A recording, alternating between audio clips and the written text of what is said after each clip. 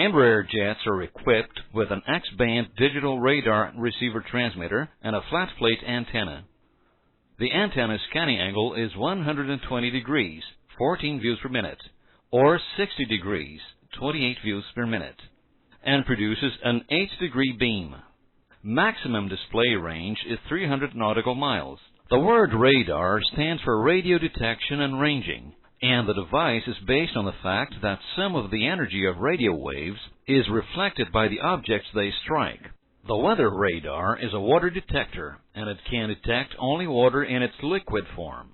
Radar energy transmitted is returned and provides scope reading. The harder it is raining, the more energy will be returned. Fog or shallow cloud formation will be ignored by the radar. The energy is simply absorbed and no return is provided. Frozen water, cirrus clouds, small hail, snow, is crystalline. Thus, the pilot will see no return at all. Let us know what the radar can see.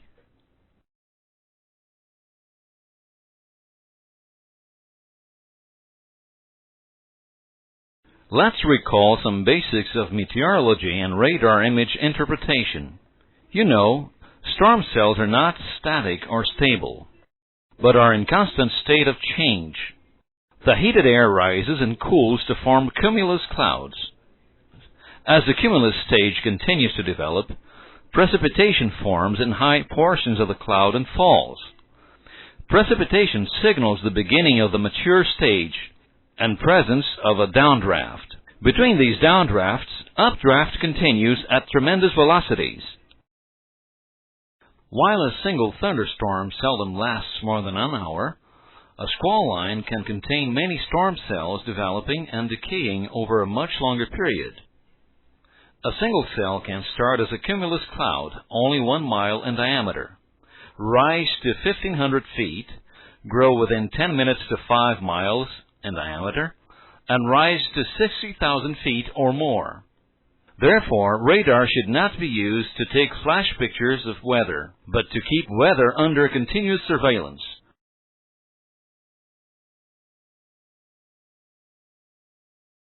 The upper level of convective storms are the most dangerous because of the probability of violent wind shear and large hail. But hail and wind shear are not very reflective because they lack liquid water. Now check the illustration and see how rainfall rate affects weather indication on the radar. Color code for the various rainfall conditions are shown. As radar displays rain, it can also reveal the turbulence inside a thunderstorm. The areas of maximum turbulence occurs where the most abrupt changes from light or no rain to heavy rain occur.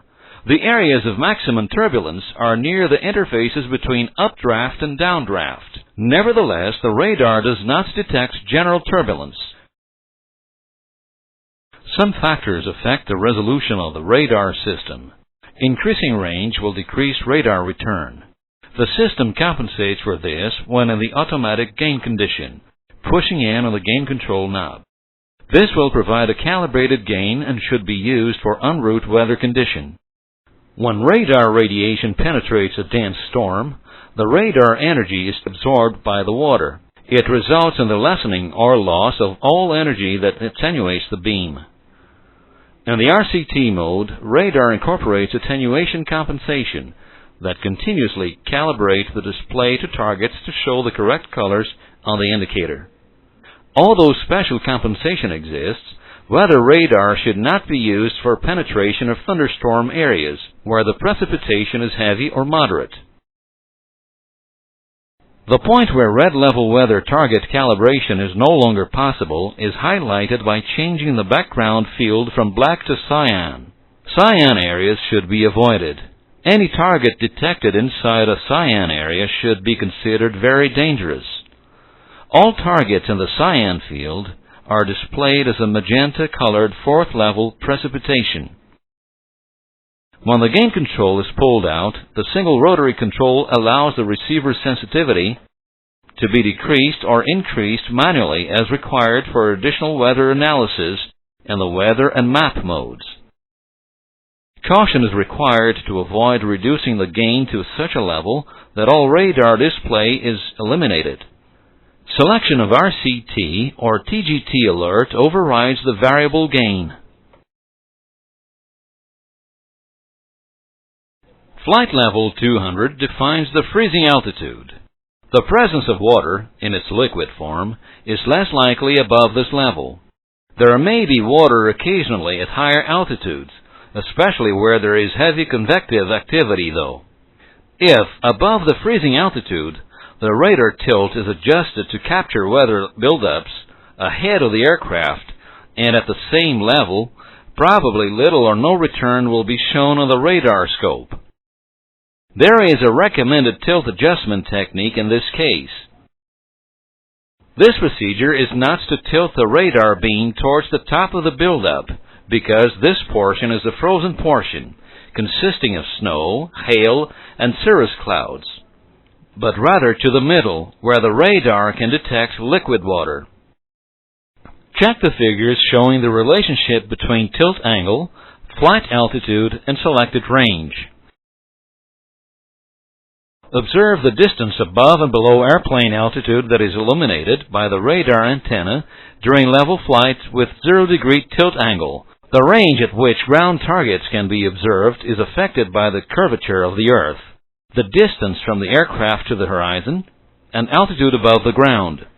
The approximate tilt setting for minimal ground target display is shown in the table. Operators should state their own policy regarding tilt setting. The following pieces of information are general guidelines to the matter. Takeoff and landing. On-ground operations required upward tilt to avoid ground returns. Initially, 15-degree setting will paint convective activity at 15,000 feet and 10 miles range. If tilt setting below 4 degrees is used for takeoff, some ground returns will be detected until passing 5,000 feet AGL. Climb, cruise. For overland operations, adjust tilt until ground targets appear at the display periphery. Storm cells displayed between half scale and the outer edge of the display should be monitored, tilting periodically the antenna up and down and alternating range setting as necessary to see the total weather and the flight path.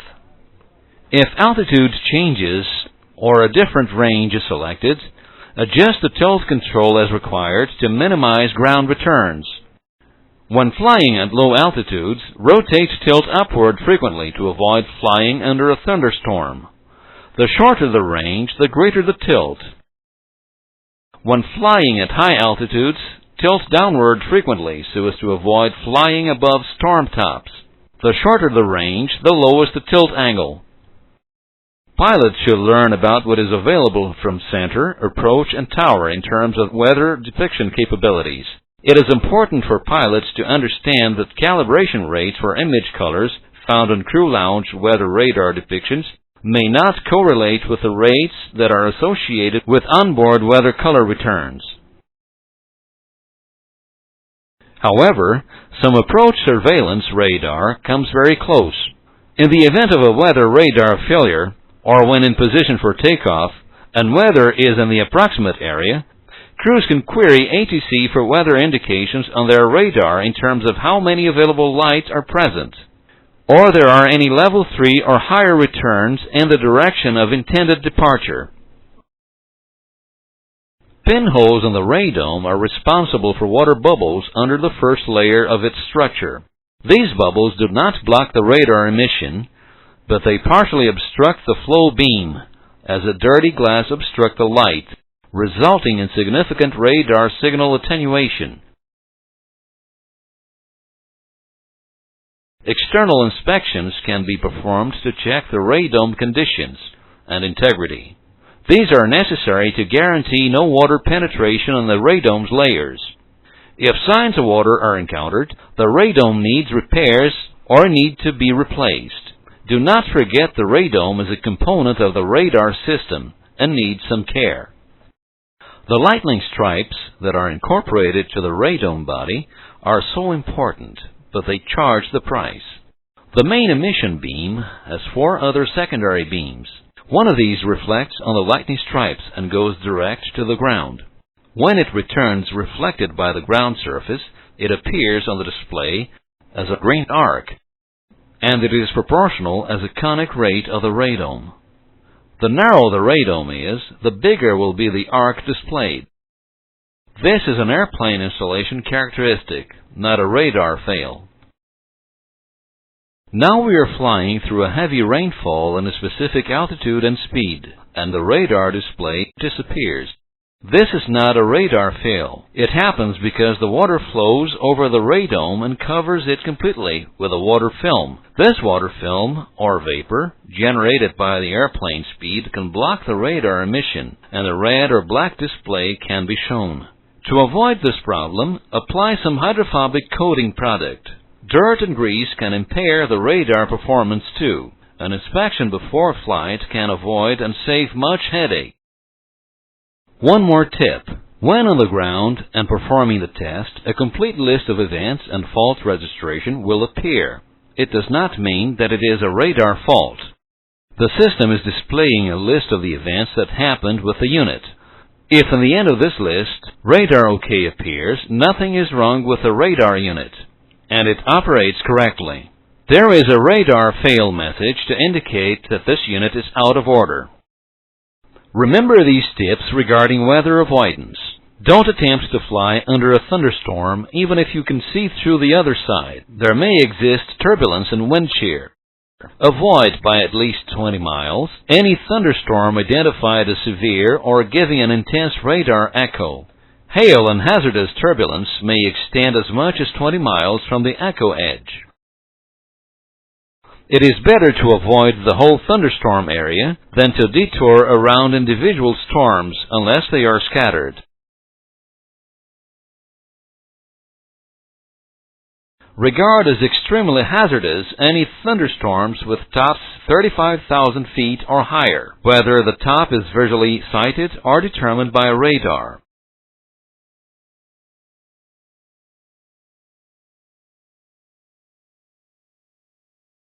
Playing within these gold rules, we can get the best from this valuable tool, and it can help us to avoid bad weather conditions and keep our flights safer and comfortable.